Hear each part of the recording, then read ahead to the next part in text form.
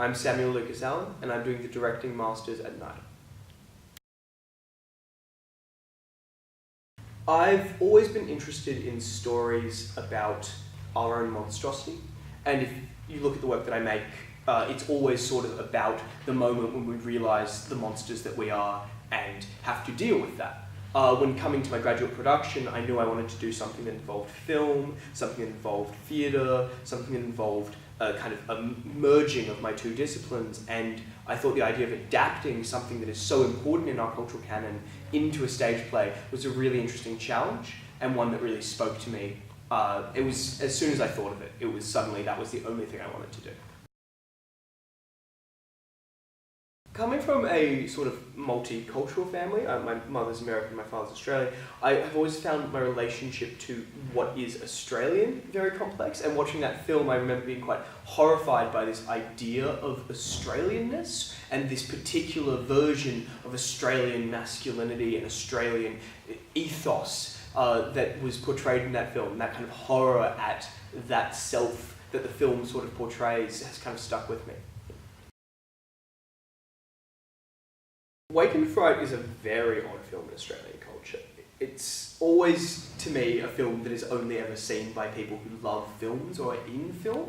It's kind of this great, amazing myth of Australian masculinity, but upon its release was panned. It was absolutely a huge failure, and has only become this kind of symbol of terror and horror and what Australian film can be in the last 20 or so years. I think it's a really odd film in the cultural canon because it is now so loved and so thought of with fondness, but at the time it was so absolutely dismissed. When I approached this text, I set out a bunch of key things that I wanted to bring to the stage and would be very flexible around the rest of it. For instance, the actual narrative of my Wake and Fright is quite different to that of the film, but the central figures are all sort of the same, or sort of emblematic of the same ideas. For me, the tone of Wake and Fright was really important. The sense of the landscape was really important. The sense of being trapped in the landscape was really important. But then, when I was putting it on stage, I realised I couldn't just tell the story. I had to add another level. And for me, that was tapping into the work and the canon of the expressionist painters, abstract expressionists. The idea that we kind of ended up settling on was that the play was a version of Wake and Fright that existed inside the main character's mind and was an expressionist nightmare where everything was associated and sort of distorted by his emotional states. I mean, I think everyone in this play is a bit of a monster. We have, the corrupt policeman who drinks on the job and is obviously bullying and controlling the town. We have all these other emblems of intense masculinity. We have these characters who have all sort of been molded or destroyed by the landscape and by what they have had to do to survive in this landscape.